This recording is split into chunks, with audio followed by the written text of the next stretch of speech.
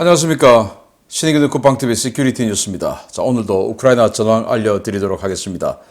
우크라이나 수도 키우에 바이든 미국 대통령이 다녀갔죠. 그 이후에 뭐 여러 가지 이야기들이 나오고 있는데, 그 바이든 대통령이 돌아간 직후에 우크라이나 국방장관이 기자회견을 해서 여러 가지 질문에 답을 했는데, 전선 상황, 그리고 앞으로 우크라이나군의 계획, 반격, 그리고 부대 규모, 뭐 이런 것들이 지금 설명이 되었습니다. 어떤 내용으로 회견을 했는지 여러분들께 브리핑을 해드리도록 하겠고, 그리고 우크라이나군이 지금 이 돈바스 지역 전투를 지휘하고 있는 동부작전사령부가 이 바흐무트, 크레미나 전선에 대한 또 브리핑을 했는데 정말 놀라운 이야기들이 나오고 있습니다. 어떤 내용인지 보도록 하겠습니다. 신인균의 쿠팡TV 구독, 알림, 좋아요 눌러주십시오. 전과를 먼저 보겠습니다. 병력은 760명의 러시아군이 죽었습니다. 전차는 10대 격파, 장갑차 9대 격파, 차량 1대 격파, 특수장비, 방공무기죠. 1대 격파, 야포 내문 격파, 무인항공기 5대 격추 등의 전과가 있는데, 뭐 역시나 전차, 장갑차 이런 기갑장비들 크게 많지 않습니다. 그렇지만 병력은 오늘도 어김없이 2개 대대 병력이 저 세상으로 사라져 갔습니다. 이렇게 된 이유가 좀 이따가 동부작전사령부에서 브리핑하는 그 내용의 그 이유가 나옵니다. 자, 이런 이 전과를 바탕으로 전선 상황을 보겠습니다. 러시아가 바이든 대통령이 키우 도착했을 때 벨라루스에서 전투기 시위를 했다. 그래서 바이든 대통령이 시내를 이렇게 대통령궁 앞에서 이렇게 선글라스 끼고 다니고 있는데 갑자기 공습경보 올렸는데도 의연하게 다녀서 제가 어제는 좀 쇼한 거 아니냐 라는 말씀을 드렸었는데 실제 상황이었다네요. 벨라루스에서 물론 뭐 우크라이나 영공으로 들어오지는 않았지만 러시아군은 미그 31BM 전투기가 떠서 무력 시위를 했다고 합니다. 그래서 그 미그 31BM이 쑥 내려오면 순식간에 그냥 키우까지 내려올 수 있으니까, 그래서 공습 경보를 울렸다라고 하네요. 야, 그럼 미국 대통령이 와 있는데 굳이 그렇게 해야 되냐라는 생각이 듭니다. 그래서 뭐 바이든은 야, 이게 진짜 장난이 아니구나 라는 생각을 오히려 더 하게 돼서 야, 내가 빨리 우크라이나 구해줘야 되겠구나 라는 생각을 한 역효과가 나지 않을까라고 생각하는데 러시아 왜 그런지 모르겠습니다. 자, 그리고 푸틴과 벨라루스의 루카센코는 2030년까지 러시아와 벨라루스 국가 통합을 추진한다라고 이야기하네요. 벨라루스는 몇 년 전부터 러시아로 편입되기 위해서 국민투표까지 했다가 아주 근소한 차이로 부결된 그런 전적이 있는 나라죠. 그래서 이 루카센코는 자기의 권력을 계속 유지받는 조건으로 계속적으로 이 벨라루스를 러시아 연방으로 편입시키기 위해서 노력하고 있는 자인데, 과거 소련 시절에 백러시아 그렇게 이야기했던 지역이 바로 이 벨라루스입니다. 자, 그리고 루카센코는 또 벨라루스의 정규군인 이번 전쟁에 참전하는 것을 계속 반대하죠. 작년 이맘때 벨라루스군의 총참모장은 공격 명령을 거부하고 자신 사표를 내버렸죠. 그 정도로 지금 벨라루스군은 이 전쟁에 참가하는 것을 강력하게 반발을 하고 있다 보니까 이 루카센코가 푸틴에게 뭔가는 보여줘야 되겠고, 그래서 정규군은 말을 안 듣고 하니까 민병대 15만 명을 모집할 것이다 이렇게 이야기하는데, 정말 정신 나가도 보통 나간 게 아닙니다. 이 벨라루스 인구가 한 800여만 명인데 그중에 15만 명 모아서 사지로 집어넣고 자신의 권좌를 유지하는 데 사용하겠다라는 이 미친 자인데, 이런 자를 빨리 쫓아내야 됩니다. 그리고 EU 안보대표는 모든 회원국은 이제 예비탄, 155mm 포탄, 탄약 이런 거 전부 우크라이나에 보내줘야 된다. 왜? 우크라이나가 지금 대공세를 해야 되는데 탄약이 부족하면 공세를 마음대로 펼 수가 없죠. 그러니까 빨리 보내줘야 된다라고 촉구를 했고, 영국의 존슨, 그리고 아주 짧은 기간 동안 총리를 했던 트러스 전 총리 이 2명이 우크라이나에 전투기 공급을 서둘러야 한다라고 촉구를 했습니다. 아무래도 현직이 아니고 전직이다 보니까 일단 듣기 좋은 말은 계속 하는가 봅니다, 정치적으로. 그리고 이제 이 유럽 지역에 우크라이나군의 위탁 교역이 확대되고 있는데, 네덜란드도 가세를 해서 이 네덜란드군이 교육 인원만 그 조교단, 교관단 이런 교육 전문 인원만 340명을 이 독일의 훈련소로 보낸답니다. 그렇게 해서 독일에 어마어마하게 많은 우크라이나군에 들어와서 지금 이 서방식 전투 교육을 받고 있는 거 아니겠습니까? 여기에 네덜란드까지 같이 가세해서 해주는데 독일에서 병력이 모자라니까 독일군 뭐 완전히 다 쪼그라들어서 몇 명 없죠. 그러다 보니까 이제 네덜란드도 340명의 교육 전담 병력을 보내준다라고 하는데 좀 이따가 사진 보시겠지만은 찰스 3세 국왕이죠. 지금 영국의 과거 우리가 찰스 황태자라고 불렀던 그 왕이 영국 내에서 훈련받고 있는 우크라이나군을 격려하러 현장 방문을 했어요. 그때 이제 보도에 나온 걸 보면 영국에서 교육받고 있는 우크라이나군이 10,000명 정도다라고 이야기했습니다. 영국도 10,000명이면 독일이나 폴란드에서는 얼마나 많겠습니까? 그래서 지금 정말 어마어마하게 많은 이 병력이 독일, 폴란드, 영국, 미국, 뭐 캐나다, 호주 뭐 이런 데로 다 흩어져서 지금 교육을 받고 있다라는 것을 알 수가 있고 독일이 마르더 보병 전투 장갑차 운용 교육을 3월에 완료해서 이제 3월 말에 마르더를 배치한다라고 발표를 했고요. 러시아가 순항 미사일 공격 전술을 변경했다고 합니다.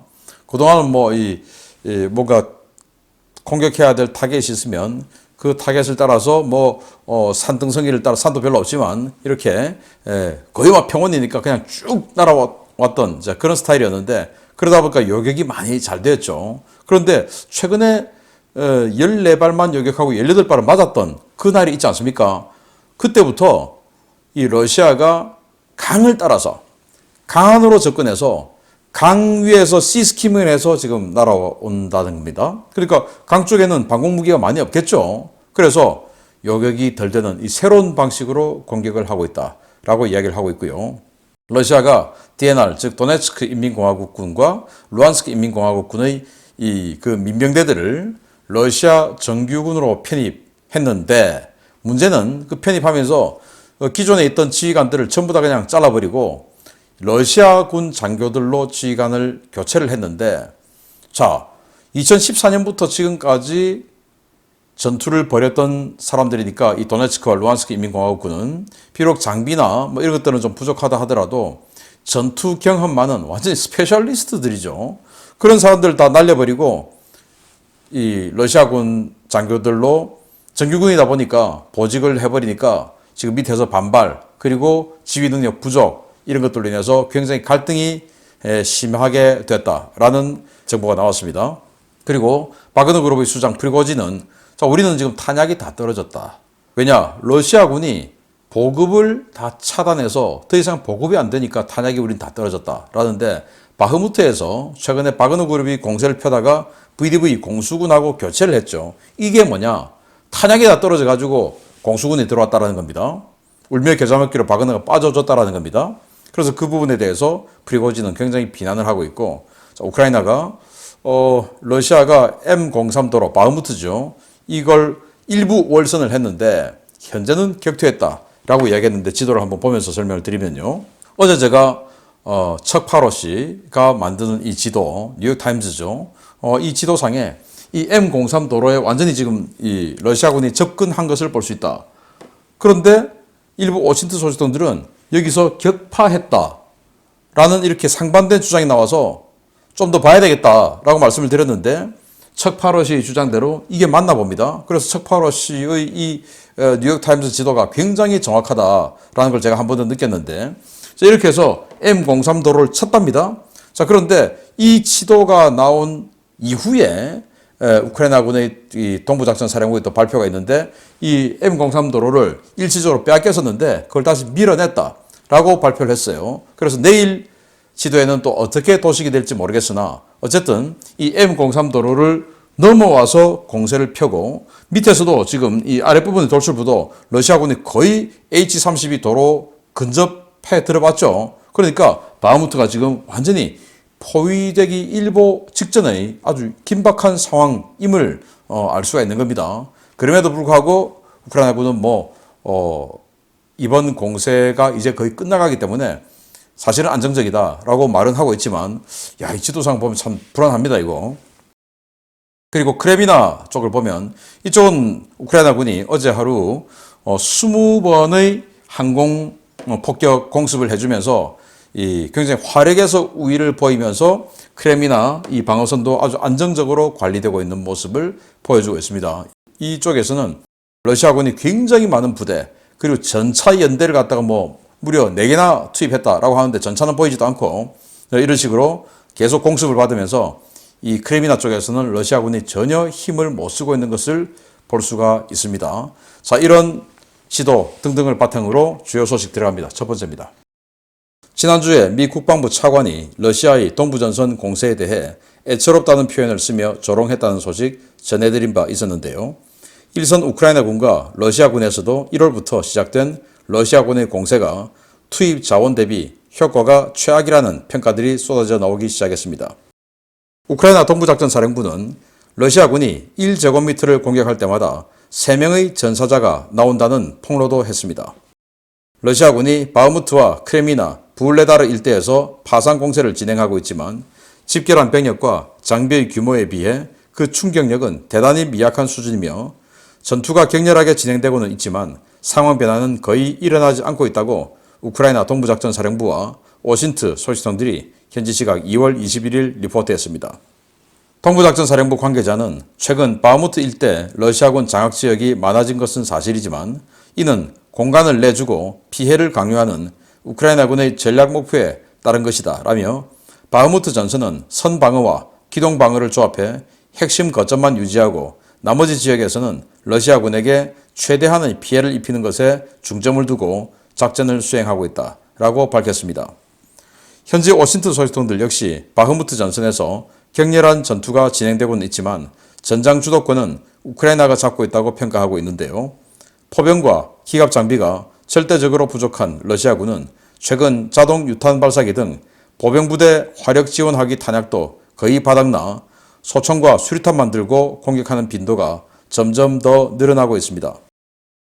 실제로 바흐무트 전선의 한 우크라이나 진지에서는 NSV 12.7mm 중기관총의 총열이 마치 용광로에서 막 나온 것 같이 과열된 사진이 공개되기도 했는데요. 러시아군은 우크라이나군의 박격포와 중기관총 세례가 쏟아져도 뒤에 서 있는 독전대가 두려워 적진으로 돌격하는 막가파식 돌격전을 계속하고 있습니다. 표면적으로 러시아군의 장악지역이 넓어지고 전과가 확대되는 것 같은 모습이 나타나고 있음에도 우크라이나군이 전장 주도권을 쥐고 있고 러시아의 점령지 유지 능력이 대단히 떨어진다는 지적은 우크라이나뿐만 아니라 러시아 진영에서도 나오고 있습니다. 이고르 거킨 도네츠크 인민공화국 전 국방장관은 지금 보이는 것은 신기루라며 탄약, 장비가 너무도 부실해 크렘린이 원하는 날짜에 맞춰 목표를 달성하는 것은 불가능하다라면서 현재와 같은 상황에서 공세를 계속하는 것은 불가능하다라고 토로하고 있습니다. 이 같은 상황은 크레미나와 부울레다르에서도 마찬가지인데요. 해당 전선의 우크라이나군은 최근 엄청난 규모의 러시아군이 전선 전방에 나타나 경계태세를 크게 높였지만 집결했다는 적 전력에 비해 공세 수준은 매우 빈약하다고 보고하고 있습니다.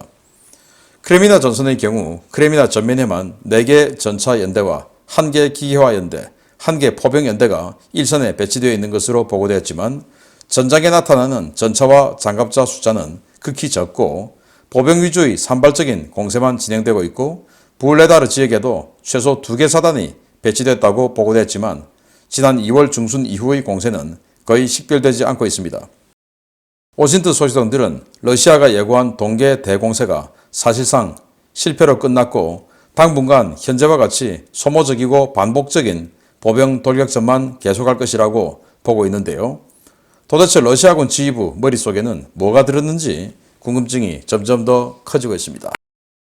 네, 바흐무트, 또 크레미나, 부울레다르 이 세 곳에서 전투가 치열하게 벌어지고 있는데 그거 우크라이나 군이 일견 밀리는 것처럼 보이지만 우크라이나 군의 방어 스타일이 핵심 거점만 중점적으로 방어하고 나머지는 기계화 부대를 이용해서 기동 방어에 들어가서 치고 빠지고 하기 때문에 우려할 사항이 아니다라고 동부작전사령부가 이야기를 하는데 100%다 믿을 수는 없겠죠. 밀린 것에 대한 변명을 하는 것일 수도 있고 또는 일부는 사실일 수도 있고요. 자, 그래서 여기 이 사진은 바흐무트 지역에서 작전하고 있는 우크라이나군 지휘관이 지금 이제 셀카로 이렇게 인터뷰하고 있는 모습이에요. 뒤에 건물 보십시오. 완전히 그냥 다 박살났죠. 자, 이렇게 해서 우린 잘 싸우고 있다라고 인터뷰를 하고 있는 모습이고, 자, 여기도 바흐무트 지역에서 이렇게 스투나 P, 우크라이나산 그 대전차 로켓 미사일로 이렇게 화력 지원을 하고 있는 우크라이나군의 모습, 이런 식으로 지금 이제 싸우고 있다라고 사진들이 하나씩 공개가 되었습니다. 자, 여기 보시면 이게 지금 참호를 지키고 있는 우크라이나군의 바디캠, 몸에 이제 이 카메라, 그 동영상 카메라 장착하고 싸우고 있는데요. 이 사람들의 이 바디캠 영상을 보면 3명이 지금 한조가 되어서 우크라이나군의 참호에 들어앉아 있어요. 그러면서 한 명이 나가서 계속 쏩니다. 자, 그럼 탄창이, 소총 탄창이 이제 탄이 떨어지죠. 그럼 총 뒤로 던지면 안에 있던 또 그 다른 2명이 탄창 교환해서 또 던져주면 또 쏩니다. 또 던지고, 그리고 적 장갑차가 오면 RPG, 그럼 RPG-7 또 그 로켓 장착해서 또 던져줍니다. 그럼 또 그걸 또 RPG를 또 쏴요. 그리고 또 쏘고 나면 또 던져주면 또 RPG 또 재장전하고, 이런 식으로 하는 엄청난 이 사격전을 볼 수가 있고, 그리고 여기 지금 빨간 원이 있는데 이게 뭐냐, 러시아군입니다. 그냥 러시아 보병이에요. 그냥 무작정 여기 뛰어와가지고 참호 앞에서 그냥 총 맞아 지금 죽는 장면인데요. 너무나 어이없는 이런 1차 대전식 공세를 펴고 있는 러시아군을 볼 수가 있고, 그래서 제가 계속적으로 알려드렸던 러시아군은 무모하게 그냥 소총과 수류탄만 들고 돌격하고 있다게 하는 게 이렇게 사실임이 드러났습니다. 그리고 정말 놀라운 사진인데 이거 보십시오. 12.7mm 중기관총입니다. 근데 이거 지금 포토샵 한 게 아니고 진짜입니다. 밑에 그 탄피 어마어마하게 지금 쏟아져 내려와 있는 거 보이시죠? 이렇게 어마어마한 탄피가 쏟아질 양만큼 계속 쏟아 보니까 총열이 이렇게 완전히 그냥 뜨거워져 가지고 지금 총신 앞이 조금 내려앉았어요. 이제 이 총신은 못 쓰겠는데, 이 정도로 그냥 무지막지하게 쏠 정도로 보병들이 계속 몰려오고 있다. 빨리 총신 갈아서 이거 또 교체해서 또 해야 되는데 안타깝습니다. 이 정도로 무모한 12.7mm 같으면은 거의 우리 중지 하나 정도 되는 크기죠. 총알 하나가, 이 탄약 하나가. 이거 맞으면 그 사람 그냥 박살 나버려요. 그런데 이런 걸 이렇게 탄피 보십시오. 어마어마하게 그냥 한 자리에서 계속 쏘고 있을 정도로 쏴도 이 총좌를 향해서 무슨 포격 또는 이것보다 더 강력한 어떤 반격탄 이런 게 안 날아오니까 계속 여기서 쏘고 있는 거 아니겠습니까? 정말 화력이 엄청나게 약해져 있는 러시아군을 볼 수가 있고, 그래서 이제 아까 이고르 거킨 같은 경우도 지금 비록 많이 확장했지만 그 신기루다. 왜? 안정화 작전을 못하고 다시지 못하고 그냥 들어가고 하니까, 장비도 없고 하니까 우크라이나군이 한번 기계화 부대를 확 치고 들어오면 다 무너져 버린다. 그래서 신기루다. 그거 영역표 그거 의미 없다. 이렇게 러시아 측에서 지금 비평이 나오고 있다라는 상황이고요. 자, 이런 이 전선의 현장의 생생한 상황 한번 보여드렸고, 그리고는 앞으로 계획은 어떻게 할 거냐? 우크라이나 국방부 장관의 회견 모습 보겠습니다. 뮌헨 안보 회담이 끝난 직후에 우크라이나가 조금씩 공세에 대한 이야기를 꺼내기 시작했습니다. 독일과 폴란드에서 장비 전환 교육을 마친 병력들이 속속 우크라이나에 도착해 부대 편성 작업에 들어갔는데, 이르면 3월 말, 늦어도 6월 전에는 시작될 대공세의 대략적인 윤곽이 드러나면서 러시아가 바짝 긴장하고 있습니다. 러시아가 동부 전선에서 지속적인 공세를 가하고는 있지만 전선은 매우 안정적이며 현재는 양쪽 모두 공세보다는 전력 축적에 주력하고 있는 상황이라고 올렉시 레즈니코프 우크라이나 국방장관이 현지 시각 2월 20일 밝혔습니다. 레즈니코프 장관은 조 바이든 미국 대통령의 전격적인 키우 방문 직후에 미국 언론들과 가진 인터뷰에서 지난해 우리는 우크라이나가 러시아의 진격을 막을 수 있고 그들을 격퇴할 수 있다는 것을 증명했다라고 강조했습니다. 그는 우리는 러시아의 공세에 대응하고 있으며 반격을 준비하고 있다라며 우크라이나의 궁극적인 목표는 러시아가 잠시 점령하고 있는 모든 영토를 탈환하고 국민을 해방시키며 국제사법재판소의 법정 위에 죄인들을 세워 단죄하기 위해 승리하는 것이다 라고 밝혔습니다. 레즈니코프 장관은 올봄 공세를 위해 우크라이나군은 레오파르트2 전차 최소 2개 대대, 레오파르트1 전차 7개 대대를 중심으로 챌린저2 전차, AMX-10RC 경전차 등의 장비로 12개의 서방제 전차 대대를 뿌리고 있다라고 밝혔습니다. 우크라이나군 편제로 한 개 전차 대대는 32대의 전차로 구성되는데요. 10개 전차 대대를 구성하고 있다는 레즈니코프 장관의 이번 발언은 올봄 또는 여름 공세에서 우크라이나군이 동원하는 서방제 전차가 300여 대에 달한다는 것을 의미하는 것입니다.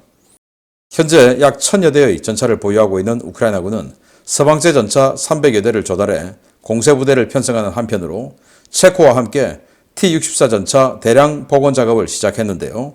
이들 물량까지 합칠 경우 우크라이나는 현재 보유하고 있는 전차 물량에 맞먹는 신규 전차 전력을 확보해 사상 최대 규모의 대공세를 벌일 수 있을 것으로 보입니다. 미국도 이 대공세를 위한 추가 군사 지원 패키지를 발표했는데요. 2월 20일 바이든 대통령의 키이우 방문 직후에 미국은 4대의 대공 레이더, 2000기 이상의 대전차 로켓과 수백 발의 제블린 대전차 미사일은 물론 4대의 M7A3 비피스트 포병 관측 장갑차를 지원하겠다고 밝혔습니다. 제2차 이라크 전쟁 당시 엄청난 활약을 보여준 비피스트 장갑차는 M3 브래들리 장갑차의 토우 미사일 발사관을 제거하고 여기에 고성능 포병 표적 획득 시스템을 장착한 모델인데요. 고속으로 달리면서 최대 20km 거리의 표적을 식별해 포병 사격을 유도할 수 있고 레이저 유도 탄약을 표적으로 유도할 수 있습니다. 이 장갑차는 우크라이나군의 기갑 군단과 함께 고속으로 돌진하며 하이마스나 팔라딘, PZH-2000 자주포 등의 초정밀 포격을 진두지휘할 수 있는데요. 최대 1000여 대 가까운 전차와 그 몇 배의 장갑 차량, 고속으로 질주하며 미터 단위 정밀도로 포병 사격을 유도하는 비피스트까지 합류한 우크라이나군의 공세부대, 과연 러시아군이 무엇으로 이것을 막아낼 수 있을지 모르겠습니다. 레즈니코프 국방장관이 바이든 방문 직후에 이제 미국 언론들, 우크라이나 언론들하고 이렇게 회견을 했습니다. 거기서 여러 가지 질문에 이제 답변을 했는데, 전차 부대가 서방으로부터 레오파르트 2 전차 2개 대대를 지금 편성하고 있다. 그리고 좀 이건 이렇게 맞나 싶었는데, 레오파르트 1 전차, 이거 가지고 7개 대대를 꾸리고 있다. 그럼 이게 한 200대 이상인데, 그렇게 안 많았는데, 이건 또 이렇게 뭐 7개 대대라고 하니까 장관이 직접 이야기하니까 거짓말 아니겠죠. 그래서 또 챌린저, 뭐 이런 거 가지고 해서 1개 대대 해서 총 한 10개 대대의 서방제 전차 대대를 만들고 있고, 그리고 이 체코하고 같이 합작해서 이 치장에 있던 T-64 600대 가까이를 지금 재생 작업에 들어갔다. 그러면 거의 1000대 가까운 전차가 새로 지금 나오는 거죠. 여기는 이제 찰스 3세 영국 국왕이 현지 지도하고 있는 모습인데, 우크라이나 군이 한 10,000명 정도가 영국에 들어와서 지금 훈련하고 있는 모습을 이렇게 격려하고 있는 모습이에요. 이건 독일에서 우크라이나 군이 들어가서 독일의 마르더 보병 전투 장갑차 운용 교육을 받고 있는 군인들인데, 이제 다 되어서 3월 달에 이제 배치된다고 하죠. 기대가 됩니다. 자, 여기는 아까 말씀드린 이 T-64 B2M 전차인데, 이런 걸 지금 600대 가까이를 재생한다는 거예요. 제가 이 이야기는 오전 11시에 신인근의 군사TV의 디펜스 브리핑을 통해서 좀 더 자세히 말씀을 좀 드리도록 하겠습니다. 이 우크라이나가 알고 보니까 인벤토리에 굉장히 많은 괜찮은 전차들이 있었던 거예요. 돈이 없어서 그동안 손대지 못했는데 그걸 지금 해결하겠다는 겁니다. 자, 그리고 이게 이제 걸작인데요. 브래들리 장갑차 차체죠. 근데 여기에 뭔가 못 보는 게 사각형 큰 게 붙어 있습니다. 이 뒤에도 지금 뭔가 있습니다. 이게 뭐냐? 포병 관측 장비 플러스 표적 지식이에요. 예를 들어서 이제 골프를 치시는 분들 잘 아시겠지만, 이 그린, 이 핀까지 거리를 어떤 이런 레이저 거리 측정기 가지고 이렇게 탁 찍어서 몇 미터 나왔다 해서 이제 맞춰서 샷을 하고 하는 그런 것들을 볼 수가 있죠. 그래서 이것도 마찬가지로 우리 한국군 같은 경우 산악이 많고 막 이러니까 이제 관측 장교들이 이 산, 저 산 올라가서 쳐다보고 그렇게 찍어서 이제 알려주고 이렇게 하는데, 여기 이제 이라크나 이런 데는 사막이었고 또 여기는 평원이죠. 그러다가 멀리 보이는 거예요. 이게 이제 20km까지 탐지가 가능하니까 계속 빠르게 기동을 하는 겁니다. 빠르게 기동하니까 적 포병이 때리지 못하죠. 그리고 적 전차가 때리지도 못하죠. 계속 빠르게 기동하면서 자신은 빠르게 기동하면서 안 맞으면서 전면에 있는 양 사방에 있는 적을 딱딱 찍어가지고 딱 찍어보면 몇 킬로. 그리고 이제 이 좌표 딱 나오죠. 그리고 이제 3차원 높이까지 딱 나와가지고 그걸 이제 아군 포병에게 정확한 좌표를 전송해주고 계속 달리면서 그리고 그것도 동시에 여러 개의 표적을 전송해주고 하니까 이거 4대가 들어간다면 4개의 축선에서 우크라이나군의 기갑 부대들이 전진을 하면서 이 기갑 부대와 같이 작전하는 이 고속으로 회피 기동하며 움직이면서 표적을 딱딱딱딱 찍어주면 이 우크라이나군 기갑 부대가 전진을 할 때 뒤에 있는 우크라이나군의 포병 부대가 아주 정확한 표적 좌표를 지시받고 때려버리면은 계속 전면에 있는 러시아군은 그냥 박살나는 거죠. 방어부대 기갑하고 붙을 일도 없이 그냥 박살나는 거죠. 그걸 이제 4대를 준다라고 하니까 이게 아마 굉장히 큰 활약을 할 것 같다라는 생각이 들어요. 이런 식으로 이제 우크라이나군은 준비를 하고 있다라는데 준비가 모쪼록 잘 되어서 계획한 대로 완전히 쓸어버리기를 바랍니다. 계속 알려드리겠습니다. 마치겠습니다. 감사합니다.